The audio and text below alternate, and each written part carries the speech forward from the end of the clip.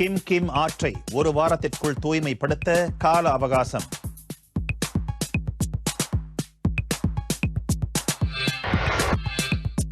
பதின்ம வயதினருக்கு ஊரடங்கு தற்போதைக்கு அமல்படுத்தப்படாது.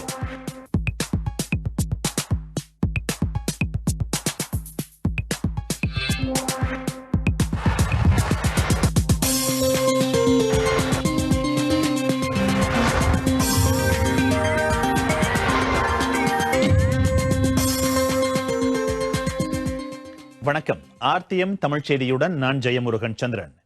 கிம் ஆற்றில் ரசாயன கழிவு வீசப்பட்ட சம்பவத்தில் பாதிக்கப்பட்டவர்களின் எண்ணிக்கை இன்று மாலை மணி 4 வரை 1906 பதிவானது. இவ்வேளையில் மாசடைந்த அந்த ஆற்றை தூய்மைப்படுத்த ஒரு வார கால அவகாசம் கொடுக்கப்பட்டுள்ளது.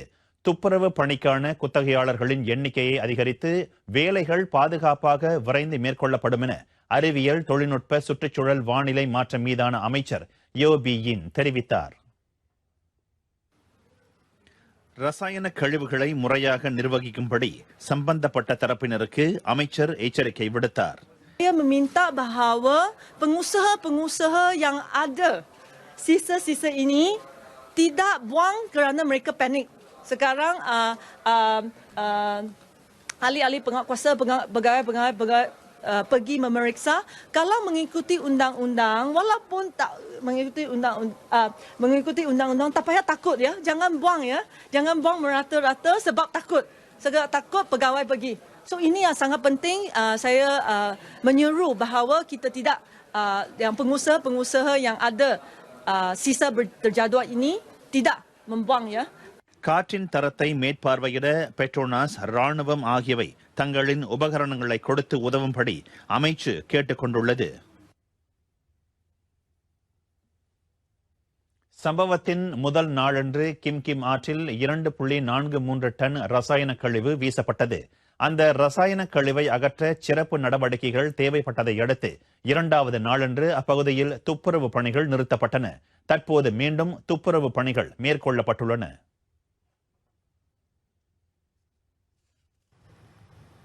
இதற்கு முன் ரசாயனம் வீசப்பட்ட பகுதியிலிருந்து 1.3 கிலோமீட்டர் தொலைவில் கிம் ஆற்றை சுத்தப்படுத்தும் பணிகள் மேற்கொள்ளப்பட்டன.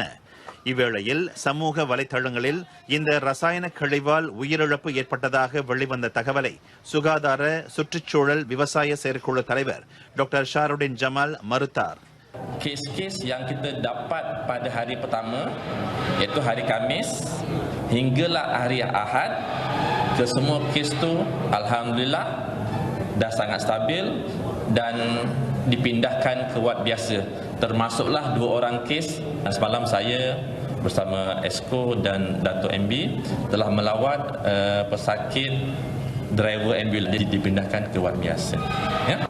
பாசிர்குடாங்கில் பேரிடர் கட்டுப்பாட்டு மையத்தில் நடைபெற்ற செய்தியாளர் சந்திப்பில் டாக்டர் ஷாருடின் ஜமால் பேசினார்.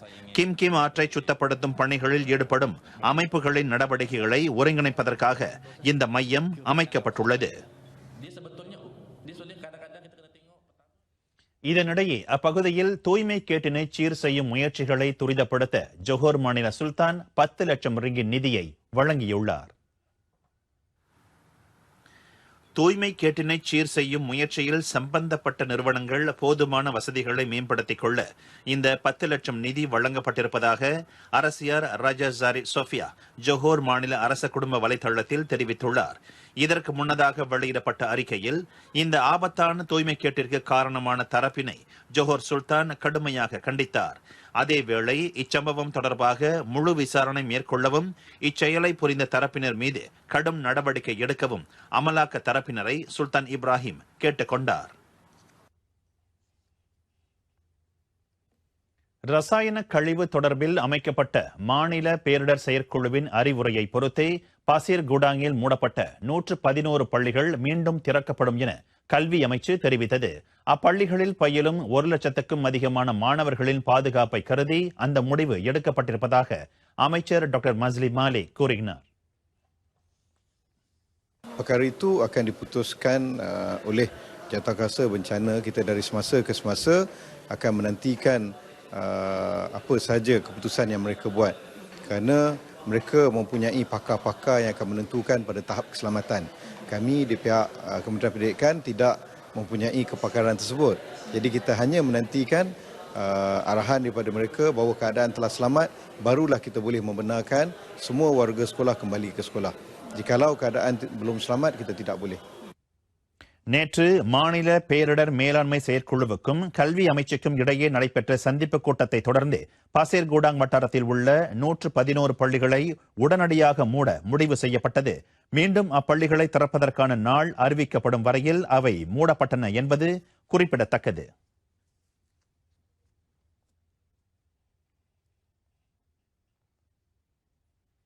பாசேர்கூடாங்கில் ஏற்பட்டிருக்கும் காற்று தூய்மை கேட்டை அடுத்து அப்பகுதியில் மூவேட் ஆங்கில தேர்வு நடைபெறவிருந்த 5 தேர்வு மையங்கள் மூடப்பட்டுள்ளன. குறிப்பிட்ட அந்த தேர்வு மையங்களில் மார்ச் மாதம் 16ஆம் தேதி நடைபெறவிருந்த மூவேட் தேர்வு ஏப்ரல் மாதம் 6ஆம் தேதிக்கு ஒத்திவைக்கப்பட்டுள்ளது. இப்ராஹிம் சுல்தான் பாலிடெக்னிக் கல்வி நிலையம், தாமான் ஜயா ஜோஹர் சத்து, தாமான் டாயா, பாசேர்கூடாங் டுவா, டத்தோ பங்காவா திமோர் ஆகிய இடைநிலைப் பள்ளிகள் மூவேட் தேர்வு மையங்களாக தேர்ந்தெடுக்கப்பட்டுள்ளன. இதனிடையே மேல் விவரங்களுக்கு மாணவர்கள் மலேசிய தேர்வு வாரியத்தையோ மாநில கல்வித்துறையையோ தொடர்பு கொள்ளலாம்.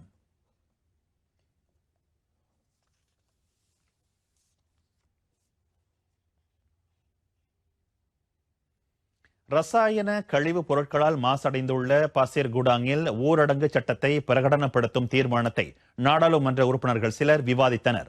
அந்த தீர்மானத்தை முன்வைத்த பாசேர்கூடாங் நாடாளுமன்ற உறுப்பினர் ஹசான் அப்துல் கரீமின் வாதத்துடன் விவாதம் தொடங்கியது. நிலைமை கட்டுக்கடங்காமல் போனால் அப்பகுதியில் மத்திய அரசாங்கம் ஊரடங்கு சட்டத்தை பிரகடனப்படுத்த ஏதுவாக அவர் அந்த தீர்மானத்தை முன்வைத்தார். Darurat bencana ini tidaklah melibatkan satu perintah berkurung di seluruh Johor atau daerah Johor Bahru, tidak. Hanya kawasan bencana itu saja yang akan dikenal pasti tindakan-tindakan yang perlu dilakukan. Saya dipahamkan masa bencana jerebu, udara begitu tebal bahaya di Ledang. Suatu peristiaraan darurat telah diisytiharkan. Untuk kawasan di Ledang itu saja, tidak di kawasan-kawasan yang lain. Darurat ini penting, iaitu supaya sumber yang ada pada kerajaan persekutuan ini turun ke Johor. பதற்றத்தை ஏற்படுத்தாதவாறு சரியான அணுகுமுறையின்படி ஊரடங்கு சட்டம் அமல்படுத்தப்பட வேண்டும் என அவர் கூறினார். ரசாயனத்தின் நச்சு காற்றில் கலப்பதால் இது மிகவும் ஆபத்தானது.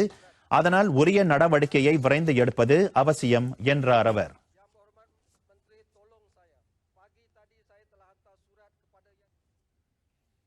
ஈராயிரத்து 18ஆம் ஆண்டுக்கான SPM தேர்வு முடிவு 2017ஆம் ஆண்டின் தேர்ச்சி நிலையை காட்டிலும் சிறப்பாக பதிவு செய்யப்பட்டது. 2017ஆம் ஆண்டு பதிவான 4.90 மொத்த சராசரி குறியீட்டு அளவு இவ்வாண்டு 4.89 பதிவு செய்யப்பட்டது. நகர் புறநகர் பகுதி மாணவர்களுக்கு இடையிலான தேர்ச்சி விகித இடைவெளியும் குறைந்திருப்பதாக கல்வி தலைமை இயக்குனர் டாக்டர் அமீன் சனின் தெரிவித்தார். 2018ஆம் ஆண்டு தேர்வு எழுதிய மாணவர்களில் 58.9 விழுக்காட்டினர், அதாவது 2,30,465 மாணவர்கள் அனைத்து பாடங்களிலும் தேர்ச்சி பெற்றுள்ளதாக டாக்டர் அமீன் சனின் குறிப்பிட்டார். Peratus calon yang mendapat kepujian dalam semua mata pelajaran pula adalah sebanyak 19.0%, iaitu 74,360 calon, manakala calon cemerlang yang memperoleh grade A tambah, A dan juga A tolak adalah sebanyak 2.2%, iaitu 8,436 calon. இதனிடையே 37.7 விழுக்காட்டினர் எல்லா பாடங்களிலும் குறைந்தது இ தேர்ச்சியை பெற்றுள்ளனர். எல்லா பாடங்களிலும் தேர்ச்சி பெறாத மாணவர்களின் எண்ணிக்கை 1.12 விழுக்காடு மட்டுமே. SPM சான்றிதழ் பெற தகுதி பெற்ற மாணவர்களின் எண்ணிக்கையும் 1.2 விழுக்காடு உயர்ந்து 86.4 விழுக்காடாக பதிவாகியுள்ளது. 63 பாடங்களில் 24 பாடங்களுக்கான தேர்ச்சி விகிதம் உயர்வு கண்டிருக்கும் அதே வேளை 37 பாடங்களுக்கான தேர்ச்சி விகிதம் குறைந்துள்ளது. மேலும் 2 பாடங்களின் தேர்ச்சி விகிதத்தில் மாற்றம் இல்லை என டத்தோ டாக்டர் அமீன் சனின் புள்ளி விவரங்களை வெளியிட்டார். Assalamualaikum warahmatullahi wabarakatuh dan salam. இதனிடையே உயர் சிந்தனை ஆற்றலை மதிப்பிடும் கேள்விகளில் 61.1 விழுக்காடு மாணவர்கள் சிறப்பாக பதிலளித்திருப்பதாக டத்தோ டாக்டர் அமீன் தெரிவித்தார். Penguasaan calon dalam kemahiran menilai adalah paling tinggi, diikuti dengan kemahiran mencipta, menganalisis dan mengaplikasi. 70.1 calon telah menguasai kemahiran menilai. Calon mampu membuat pertimbangan, menggunakan maklumat yang diberi untuk menyelesaikan masalah dan menilai maklumat serta membuat kesimpulan yang bernas. 63.2 விழுக்காட்டினர் படைப்பாற்றல் திறனையும், 56.9 விழுக்காட்டினர் ஆய்வு திறனையும், 54.3 விழுக்காட்டினர் திறன்களை பயன்படுத்தும் ஆற்றலையும் கொண்டிருப்பது தேர்வு முடிவு ஆய்வு காட்டுகின்றது. கடந்த ஆண்டு நவம்பர் 13ஆம் தேதியிலிருந்து டிசம்பர் 13ஆம் தேதி வரை நடத்தப்பட்ட SPM தேர்வில் 4,21,706 மாணவர்கள் தேர்வு எழுதினர். கிம் ஆறு மாசடைந்த விவகாரம் தொடர்பில் மூடப்பட்டிருக்கும் 37 இடைநிலை பள்ளிகளில் SPM தேர்வு எழுதிய மாணவர்களும் தங்களது தேர்ச்சி முடிவை பெற்றுக் கொண்டனர். பசிர்குடாங் மாவட்ட கல்வி அலுவலகத்தில் மாணவர்கள் தேர்வு முடிவுகளை பெற்றுக்கொள்ள 37 முகப்புகள் திறக்கப்பட்டன. காலை மணி 10 முதல் மாலை மணி 5 வரை இந்த மாவட்ட கல்வி அலுவலகத்தின் முகப்புகள் திறக்கப்பட்டிருந்தன. Keputusan ini dalam keadaan sihat dan tidak tercemar dengan pencemaran udara. தேர்வு முடிவுகளை பெற்றுக்கொள்ளும் மாணவர்கள் பாதுகாப்பு கருதி முகக்கவசம் அணிந்து கொள்ளும்படி பள்ளி நிர்வாகம் அறிவுறுத்தியுள்ளது. பசிர்குடாங் மாவட்ட கல்வி அலுவலகத்தில் உள்ள முகப்புகள் மீண்டும் எதிர்வரும் ஞாயிற்றுக்கிழமை காலை மணி 8 முதல் மாலை மணி 5 வரை திறக்கப்படும். இந்த முகப்புகள் பள்ளிகள் வழக்கமாக செயல்படும் வரை திறந்திருக்கும் என ஜஸ்னி ஒமார் தெரிவித்தார். கல்வி ஒன்றே இந்த உலகை மாற்றக்கூடிய சக்தி வாய்ந்த ஆயுதம். SPM, STPM தேர்வு முடிவை பெற்றுக்கொண்ட மாணவர்கள் உயர்கல்வி கழகங்களில் வழங்கப்படும் வாய்ப்புகளை தற்சமயம் அலசி ஆராய்ந்து கொண்டிருப்பர். அரசாங்க உயர்கல்வி கூடங்களில் மாணவர்களுக்கு காத்திருக்கும் வாய்ப்புகளையும் அதற்கான விண்ணப்ப முறையையும் அலசுகிறது இன்றைய நமது சிறப்பு கண்ணோட்டம்.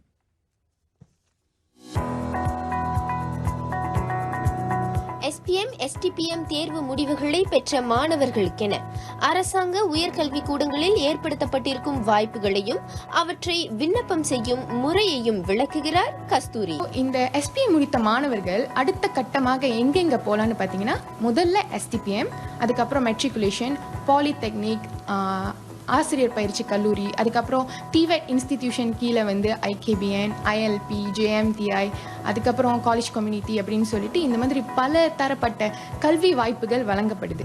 இந்த வாய்ப்புகள் எல்லாத்தையும் மாணவர்கள் பயன்படுத்திக்கிறதுக்கு முக்கியமாக அவங்க வந்து விண்ணப்ப பாரங்களை பூர்த்தி செய்யணும். ஸோ இந்த UPU ஆன்லைன் சிஸ்டம் அவங்க போயிட்டு அப்ளிகேஷன் போடுறதுக்கு முன்னாடி BSN பின் நம்பர் முக்கியமாக வாங்கணும். BSN பின் நம்பர் வாங்கிட்ட அப்புறம் மாணவர்கள் முதல்ல வந்து அந்த UPU ஆன்லைன் வெப்சைட்டுக்கு போவாங்க. ஸோ இந்த வெப்சைட்டுக்கு கீழே நிறைய தகவல்கள் அவங்க ஸ்க்ரோல் டவுன் பண்ணி படித்து பார்க்கலாம். UPU அகப்பக்கத்துக்கு போயிட்ட அப்புறம் பெருமோகனான் பாரு செய்யணும். அது போயிட்ட அப்புறம் டஃப்தார் அக்கவுண்ட் பாரு அப்படிங்கிற திசையை அழுத்தணும். இதை அழுத்திட்ட அப்புறம் உங்களோட தகவல்கள் எல்லாத்தையுமே சரியாக முறையாக ஃபில்அப் பண்ணிட்டு முடிச்சிட்ட அப்புறம் நீங்கள் வந்து ஒன்னொன்றுத்தையும் சிம்பன் டன் செத்துருஸ்னியாக பண்ணுவீங்க.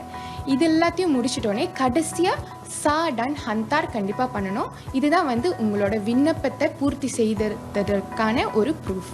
ஸோ இது முடிச்சிட்ட அப்புறம் நீங்கள் வந்து கண்டிப்பாக ஒன்று PDF ஃபைலில் சேவ் பண்ணணும், அப்படி இல்லாட்டினா பிரிண்ட் பண்ணி உங்களோட அப்ளிகேஷனை வச்சுக்கலாம். 15 மார்ச் முதல் மாணவர்களின் தேர்ச்சி முடிவுக்கு ஏற்ற துறையையே அவர்கள் UPU அகப்பக்கத்தில் விண்ணப்பம் செய்ய முடியும். அதற்கு முன்னர் அங்கு குறிப்பிடப்பட்டிருக்கும் முக்கிய தகவல்களை படித்து புரிந்து கொள்ள வேண்டும். விண்ணப்பம் செய்யும் போது தவறுகள் நிகழாதிருப்பதை தடுக்க இது உதவும் என கஸ்தூரி சுட்டிக்காட்டினார். மாணவர்கள் இந்த விண்ணப்ப பாரத்தை பூர்த்தி செய்யும் போது நிறைய மிஸ்டேக்ஸ் பண்ணக்கூடிய வாய்ப்புகள் இருக்கு. அதுல முக்கியமா கேட்டகரி. இந்த கேட்டகரி வந்து SPM மற்றும் STPM மாணவர்களுக்கு டிஃப்ரெண்ட் கேட்டகரிஸ் இருக்கும். அதை கோ த்ரூ பண்ணிட்டு அதுக்கப்புறம் தான் அவங்க வந்து விண்ணப்பிப்பாங்க. அதுலேயும் முக்கியமாக பண்டுவான் அப்படின்ற ஒரு பார்ட் இருக்கும். ஸோ இந்த E-Fund 1ல ஷாராட் ஆம் அண்ட் ஷாராட் ஹாஸ் என்னென்ன காஸ்ட் எடுக்க போகிறாங்க அப்படின்றதுக்கான இந்த ஷாராட் எல்லாமே அவங்க கோ த்ரூ பண்ணிட்டு தான் அவங்க வந்து ஒரு காஸ்ட்டையும் அப்ளை பண்ணணும். இந்த விண்ணப்பத்திற்கான இறுதி நாள் வந்து 2ஆம் தேதி ஏப்ரல் மாதம். 2ஆம் தேதி ஏப்ரல் மாதம் வரைக்கும் BSN பின் நம்பர் திறந்துருக்காது. ஒரு நாள் முன்னாடியே 1ஆம் தேதி ஏப்ரல் மாதம் வரைக்கும் அவங்க வந்து BSNல போயிட்டு பின் நம்பர் வாங்கலாம். SPM, STPM தேர்வை முடித்த மாணவர்களுக்கு மெட்ரிகுலேஷன், ஆசிரியர் பயிற்சி கல்லூரி ஆகியவற்றில் மேற்கல்வி தொடருவதற்கான வாய்ப்புகள் காத்திருக்கின்றன. ஆசிரியர் பயிற்சி கல்லூரிக்கு அப்ளிகேஷன் போடுற கடைசி நாள் பார்த்தீங்கன்னா 25ஆம் தேதி மார்ச் மாதம். இதற்கு குறைந்தது 5 ஏக்கள் மாணவர்கள் பெற்றிருப்பது அவசியம். அதுக்கப்புறம் மெட்ரிகுலேஷன் மற்றும் ஆசிரியர் பயிற்சி கல்லூரி வந்து நீங்கள் எடுகேஷன் மினிஸ்ட்ரி வெப்சைட்க்கு கீழே போயிட்டு அப்ளை பண்ணலாம். வருமானம் ஈட்டும் முன்பே கடனாளியாக நிற்கும் அவல நிலைக்கு தள்ளப்படாமல் இருப்பதற்கு இந்திய மாணவர்கள் அரசாங்க உயர்கல்வி கழகங்களில் காணப்படும் கல்வி வாய்ப்புகளை விவேகமுடன் பயன்படுத்திக் கொள்ள வேண்டும். இவை வாய்ப்புகள் மட்டுமல்ல, நமது உரிமையும் கூட. கல்வி வழி அறிவு சார்ந்த சமூகம் உருவாக்க இன்றே புறப்படுவோம்.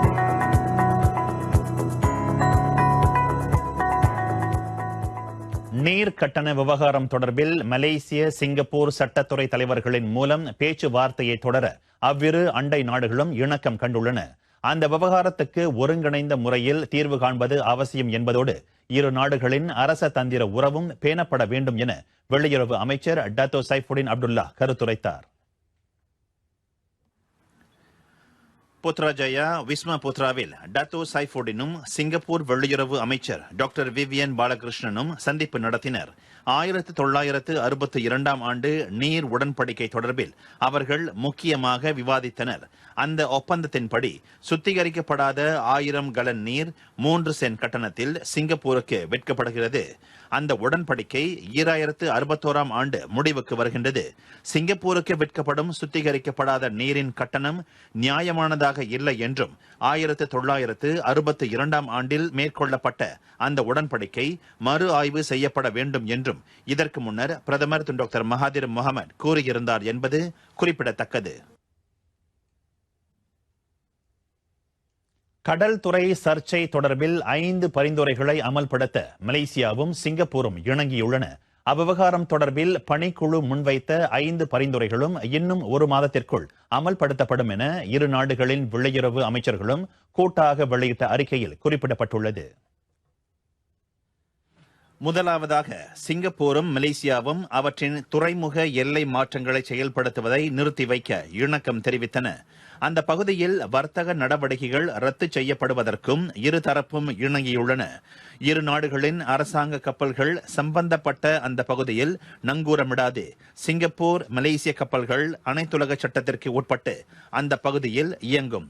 1 மாத காலகட்டத்திற்குள் இந்த 4 பரிந்துரைகளும் அமலாக்கப்படுவதை உறுதி செய்ய எல்லையை நிர்ணயிப்பதற்கென செயற்குழு ஒன்று நியமிக்கப்படும் என்றும் அவ்வறிக்கையில் குறிப்பிடப்பட்டிருக்கிறது. இரு நாடுகளுக்கு இடையே நிலவும் கடல் துறை சர்ச்சையில் பதற்றங்களை தணிக்கும் நடவடிக்கையாக அது கருதப்படுகிறது.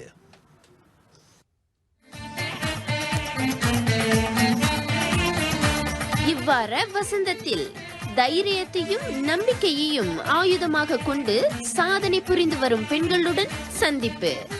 அன்று அடிமைப்பட்டு கிடந்த பெண் இனம் இன்றோ பாரதி கண்ட புதுமை பெண்களாய்.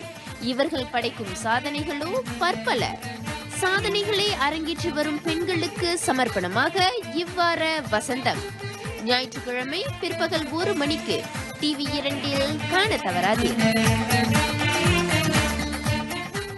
நாட்டில் 18 வயதுக்கு கீழ்ப்பட்ட 11 வயதினரை இரவு வேளைகளில் வெளியே செல்வதற்கு தடை விதிக்கும் நடைமுறை தற்போதைக்கு அமல்படுத்தப்படாது. அதிக பாதிப்பை விளைவிக்கும் இடங்களில் மட்டும் அந்த நடைமுறையை அமல்படுத்துவது குறித்து பரிசீலிக்கப்படுவதாக துணை பிரதமர் Dato Sri doctor Wan Azizah Wan Ismail தெரிவித்தார். ஊராட்சி மன்றத்துடனும் குடியிருப்பு பகுதியில் உள்ள சமூக அமைப்புகளுடனும் இணைந்து அந்த நடைமுறை செயல்படுத்தப்படலாம் என்றார் அவர். Ibu bapa tiada di rumah kerana melaksanakan lebih daripada satu pekerjaan bagi menampung kos sara hidup. Jadi mereka tidak ada menyeliakan ataupun memantau kalau anak mereka keluar. Terdapat juga keperluan untuk kanak-kanak berada di luar rumah di waktu malam seperti kelas tuition, aktiviti sukan dan agama di surau dan terdapat kanak-kanak yang bekerja bagi membantu penyara keluarga. மக்களவையில் வங்சா Maju நாடாளுமன்ற உறுப்பினர் Datin Paduka doctor Tan Yee Kew எழுப்பிய கேள்விக்கு துணை பிரதமர் பதிலளித்தார். ஐஸ்லாந்தில் பெற்றோர்களின் கண்காணிப்பில் குறிப்பிட்ட சில தரப்பினர்களின் உதவியுடன் அரசாங்கம் இந்த சட்டத்தை அமல்படுத்தி வருவதையும் துணை பிரதமர் சுட்டிக்காட்டினார். மேலும் ஐஸ்லாந்தில் உள்ள வசதி குறைந்த பிள்ளைகள் தங்களின் ஓய்வு நேரங்களை நல்வழியில் செலவிட கலை வகுப்புகளில் ஈடுபடுவதற்காக அரசாங்கம் சிறப்பு அட்டையின் வழியாக $330 வழங்கி வருகின்றது. ஐஸ்லாந்தில் சுமார் 50,000 பிள்ளைகள் இருக்கும் நிலையில் மலேசியாவில் சுமார் 94 லட்சம் பிள்ளைகள் வசதி குறைந்த நிலையில் உள்ளனர். கடந்த ஆண்டு ஆகஸ்ட் 15ஆம் தேதி தொடங்கி இவ்வாண்டு பிப்ரவரி வரையிலான முதற்கட்ட நடவடிக்கையில் இல்லத்தரசிகளுக்கான தன்னார்வ சேமிப்பு திட்டமான ஐசூரிக்கு 84,143 பெண்கள் தங்களை பதிந்து கொண்டுள்ளனர். இவ்வாண்டு ஐசூரி திட்டத்தை அமல்படுத்த மகளிர் குடும்ப சமூக மேம்பாட்டு அமைச்சு 4,50,00,000 ரிங்கிட் ஒதுக்கீடு செய்யப்பட்டுள்ளதாக துணை பிரதமர் Dato Sri doctor Wan Azizah Wan Ismail தெரிவித்தார். அரசாங்க நிதி ஒதுக்கீட்டின் வாயிலாக வரும் ஜூன் வரை தற்போது இருக்கும் உறுப்பினர்கள் உட்பட 1,00,000 பெண்கள் தங்களை ஐசூரி திட்டத்தின் கீழ் பதிந்து கொள்வார்கள் என எதிர்பார்க்கப்படுவதாக டத்தோஸ்ரீ டாக்டர் ஒன் அசிசா குறிப்பிட்டார். Namun antara masalah-masalah yang dihadapi adalah melaksanakan program ini adalah kesukaran melaksanakan program outreach kepada individu yang layak tetapi berada di kawasan yang terpencil. Sehubungan itu, KWSP bersama rakan strategik telah menggerakkan mobile team ke lokasi-lokasi yang terpencil dan kesukaran ahli untuk membuat caruman bulanan kerana peraturan KWSP kewangannya yang sedia ada tidak membenarkan penerimaan tunai yang RM5 yang dibawa tu dia tak boleh terima dan sebarang bentuk transaksi oleh anggota mobile team KWSP masih terpakai. மேலும் ஐசூரி திட்டத்தில் சேமிப்பை செலுத்துவதற்கு சில வழிமுறைகளை ஊழியர் சேமநிதி வாரியம் ஆராய்ந்து வருகின்றது. அந்த கட்டணத்தை BSN வங்கி மூலமாகவோ குறுந்தகவலின் மூலமாகவோ செலுத்துவதற்கான வழிமுறைகள் ஆராயப்படுவதாக டத்தோஸ்ரீ டாக்டர் ஒன் அசிசா கூறினார். சுங்கை சிப்போர்ட் நாடாளுமன்ற உறுப்பினர் கேசவன் சுப்பிரமணியம் எழுப்பிய கேள்விக்கு துணை பிரதமர் பதிலளித்தார். வடகொரிய தலைவரின் சகோதரர் கிம் ஜோங் நாமின் கொலை வழக்கிலிருந்து தம்மை விடுவிக்கும்படி வியட்நாமிய பெண் செய்திருந்த விண்ணப்பம் நிராகரிக்கப்பட்டது. அவரை குற்றச்சாட்டிலிருந்து விடுவிப்பதற்கு தேசிய சட்டத்துறை அலுவலகம் அனுமதி தரவில்லை. நேற்று முன்தினம் இதே கொலை வழக்கில் சம்பந்தப்பட்ட இந்தோனேஷியாவைச் சேர்ந்த சித்தி ஐஷாவை நீதிமன்றம் விடுதலை செய்யாமல் விடுவித்தது.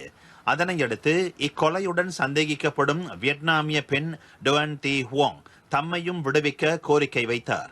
கடந்த 2017ஆம் ஆண்டு கோலாலம்பூர் அனைத்துலக விமான நிலையத்தில் வடகொரிய தலைவரின் சகோதரர் கிம் ஜோங் நாமை கொலை செய்ததாக டுவான் தி ஹுவாங் மீது குற்றச்சாட்டு சுமத்தப்பட்டது. தற்போது அக்குற்றச்சாட்டிலிருந்து விடுவிக்க இப்பெண் முன்வைத்த கோரிக்கையை தேசிய சட்டத்துறை தலைவர் நிராகரித்ததாக வழக்குரைஞர் தெரிவித்தார். இந்நிலையில் கண்ணீருடன் காணப்பட்ட டுவான் தி ஹுவாங்கின் மீதான விசாரணை தொடரும் என நீதிமன்றம் அறிவித்தது. எனினும் 30 வயது டுவான் தி ஹுவாங்கை விசாரணையிலிருந்து விடுவிக்கப்படாததன் காரணத்தை வழக்குரைஞர் தெரிவிக்கவில்லை. இவர் மீதான குற்றம் நிரூபிக்கப்பட்டால் மரண தண்டனை விதிக்கப்படலாம். இக்கொலை வழக்கில் சம்பந்தப்பட்ட சித்தி ஐஷாவை விடுவிக்க தொடக்க கட்டத்திலிருந்து இந்தோனேஷியா அரச தந்திர நடவடிக்கைகளை மேற்கொண்டது. ஆனால் சித்தி ஐஷா விடுவிக்கப்பட்ட பின்னரே வியட்நாம் நெருக்குதல் வழங்க தொடங்கியது. மொத்த சில்லறை விற்பனை துறையில் அந்நிய தொழிலாளர்களை தெரிவிப்பது தொடர்பில் ஆராயவும் மறு ஆய்வு மேற்கொள்ளவும் சிறப்பு செயற்குழு ஒன்று அமைக்கப்படும். அத்துறையில் உள்நாட்டு தொழிலாளர்களின் பங்களிப்பு இல்லாத பிரிவில் தேவைப்படும் நிலையில் அந்நிய தொழிலாளர்கள் பணியில் அமர்த்தப்படுவார்கள் என உள்நாட்டு வாணிப பயனீட்டாளர் விவகார அமைச்சர் டத்தோஸ்ரீ சைஃபுடின் நசுத்தியோன் குறிப்பிட்டார். தற்போது இவ்விவகாரம் தொடர்பில் இறுதி முடிவு எடுக்க உள்துறை அமைச்சர் தான் ஸ்ரீ முஹிடின் யாசின், மனிதவள அமைச்சர் M. குலசேகரன் தலைமையில் ஆய்வறிக்கை ஒன்று தயாரிக்கப்படுகின்றது. Saya telah membawa kepada jawatankuasa kabinet berkenaan dengan pekerja asing dan kemudiannya wujudkan sebuah jawatan kuasa, dan syiar daripada jawatan kuasa ini adalah supaya kerajaan menyemak kembali. Dan tanggungjawab kami sekarang adalah untuk menyiapkan satu kertas bagi dibentangkan kepada jawatan kuasa kabinet yang dipengusikan bersama oleh Tan Sri Muhyiddin dan Menteri Kulasegaran untuk dibincang dan dimuktamadkan. புத்ராஜயாவில் தொழில்துறை வல்லுநர்களுடனான கலந்துரையாடலுக்கு பின்னர் அமைச்சர் செய்தியாளர்களிடம் பேசினார். இக்கலந்துரையாடலில் தொழில்துறை சார்ந்த 200 பேர் தங்களது கருத்துக்களை பகிர்ந்து கொண்டனர். தனிநபருக்கான அனைத்துலக திடல் பவுலிங் போட்டி அதன் அரையிறுதிச் சுற்றில் தேசிய விளையாட்டாளர் சித்தி ஜலினா அஹ்மத் நடப்பு வெற்றியாளரான கர்ன்சி தீவைச் சேர்ந்த லூசி பேரிடம் 5-10, 6-8 எனும் புள்ளிகளில் தோல்வி கண்டு வெண்கல பதக்கத்தை தட்டிச் சென்றார். உலக திடல் பவுலிங் தரவரிசையில் சித்தி ஜலினா அஹ்மத் 2வது இடத்தை வகிக்கின்றார். கடந்த ஆண்டு நடைபெற்ற காமன்வெல்த் போட்டியின் இரட்டையர் பிரிவில் எமா ஃபெரியானா சரோஜியுடன் இணைந்து நாட்டிற்கு தங்கப்பதக்கத்தை வென்று தந்தவர் ஆவார். இதனிடையே இப்போட்டியின் இறுதிச் சுற்றில் உலகின் முதலாம் நிலை திடல் பவுலிங் ஆட்டக்காரரான நியூசிலாந்தைச் சேர்ந்த ஜோ எட்வர்ட்ஸிடம் 5-8, 5-10 என்னும் செட்களில் நடப்பு வெற்றியாளரான பியர் தோல்வி கண்டார்.